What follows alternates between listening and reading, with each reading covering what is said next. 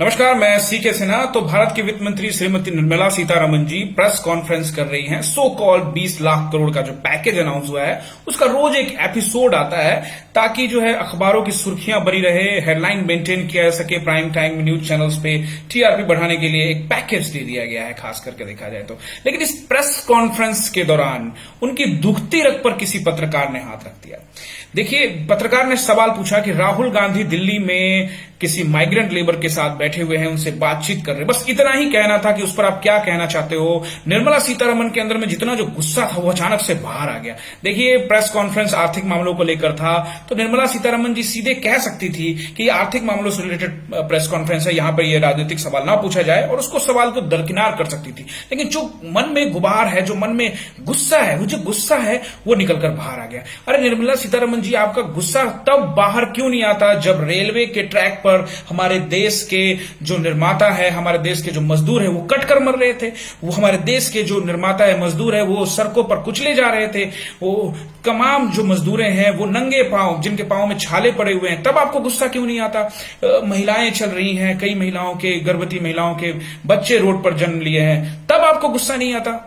यहां पर दुखती रग पर पत्रकार ने हाथ रख दिया और राहुल गांधी का नाम किसी ने कैसे बोल दिया। राहुल गांधी कौन होता है मिलने वाला, राहुल गांधी ये कैसे हो गया। ये गुस्सा निकल के है। देखिए, ये जो गुस्सा है ये इनका खुद के ऊपर गुस्सा है, क्योंकि सरकार में ये है, सिस्टम ये चला रहे हैं, और इनका जो फेल होना, ये खुद जो फेल हो गए हैं, ये अपने ऊपर इनका गुस्सा निकल रहा है। क्योंकि दुनिया भर में ये संकट है, अकेला भारत में नहीं है, पूरी दुनिया में ये संकट है। क्या आपने कहीं सुना कि इस तरह की बात जो मजदूरों के साथ हो रहा है कहीं किसी दूसरे देशों में, वहां के मजदूरों के साथ, वहां के कामगारों के साथ, सिर्फ हमारे देश में? ये संकट तो पूरी दुनिया में है, लेकिन हमारे देश में ऐसा क्यों हो रहा है? क्यों? क्योंकि हमारी तमाम सरकारें, चाहे वो राज्य की सरकारें हों, चाहे वो केंद्र की सरकारें हों, पूरी तरह से विफल है। केंद्र सरकार का काम था कि तमाम राज्य सरकारों से कोऑर्डिनेट कर जितने भी प्रवासी मजदूर थे वहां तक उनको तमाम सुविधाएं पहुंचाए, खाना पहुंचाए, ताकि जो है वो दूसरी जगह पर ट्रेवल ना कर सके। सोशल डिस्टेंस लॉकडाउन का मतलब तभी होता ना जब ट्रेनें नहीं चलती, बस नहीं चलता। आपने ट्रेन चला रहे, बस चला रहे, आप क्यों ट्रेन चलाएं, आप क्यों बस चलाएं? क्योंकि आप फेल थे, आप डिलीवर नहीं कर पाए, आप खाना नहीं दे पाए, आप राज्य सरकार से कोऑर्डिनेट नहीं कर पाए, क्योंकि आपका सिस्टम पूरी तरह से फेल है। आप हवाबाजी में रहते हैं, बस दुनिया भर के चक्कर लगाते हैं, हम ये, हम वो, हम विश्व गुरु। लेकिन धरातल पर क्या है? धरातल पर आज तक आपने कुछ हासिल नहीं किया। मैं पूरे इतिहास की बात कर रहा हूं। आज मजदूर, आज जिस देश, भारत महान देश की बात होती है तो आज दिख रहा है सरकारी आंकड़ों के अनुसार से 8 करोड़ का बताया कि प्रवासी मजदूर है। मेरे अनुसार से 11 करोड़ के अराउंड में प्रवासी मजदूर है इस देश में। उन सबका हाल इतना बुरा, अभी भी लॉकडाउन में लोग फंसे हुए हैं खाने के लिए। मुझे तक कॉल करते हैं कि सर मेरे पास खाना नहीं है, किसी तरह से भेजिए। मुझे तक कॉल कर रहे हैं कि सर मेरे लिए ट्रेन वहां पे सीट करवा दीजिए, मैं इतना दिन से फंसा हुआ हूं। सोचिए, ये इस तरह का जो समस्या है, ये जो चीज है, ये जो गुस्सा है, उस पे सिस्टम पे है इनका, जो ये जो गुस्सा निकलकर सामने आया राहुल गांधी के नाम पे। और ये राहुल गांधी को क्यों डर लग रहा है? राहुल गांधी कौन है? क्या वो विपक्ष के नेता है? वो तो सिंपल एक वायनाड से सांसद है, वो तो अपना अमेठी की सीट भी हार गए। फिर आपको इस बात से क्यों डर लग रहा है? वो अलग बात है कि राहुल गांधी का 10 लाख फॉलोअर बढ़ गया है फेसबुक पर भी और ट्विटर पे भी, शायद इस बात का उनको डर लग रहा हो। लेकिन पूरी तरह से 40 डिग्री का तापमान है, 40 डिग्री का तापमान है, मजदूर चल रहे हैं, बच्चे चल रहे हैं, महिलाएं चल रही हैं। शर्म नहीं आती सरकार को? शर्म नहीं आती? ये जो दिखा रहे हो आप राहुल गांधी के ऊपर में जो गुस्सा दिखा रहे हो, ये क्या है आपका?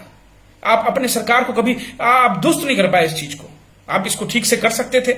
आपने जो पैकेज जारी किया उस पर भी आ जाते हैं। जो लोन का जो पैकेज जारी किया, ये लोन क्या होता है? आपको कैश देना चाहिए था, लोगों के हाथों में पैसा देना चाहिए था।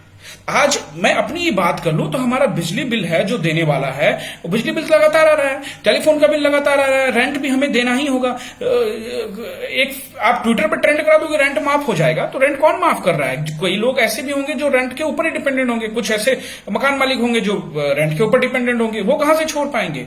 बहुत सारी ऐसी बातें। सरकार अपनी जिम्मेवारी से भाग रही है। सरकार को चाहिए ये गुस्सा आपको जो है इस अपने सिस्टम पर दिखाना चाहिए, सिस्टम को बदलने के लिए दिखाना चाहिए। और ये आप लोन क्या दे रहे हैं? लोन देकर आप कौन सा भला काम कर रहे हैं? आप पैसे देते हैं हाथ में तब होता।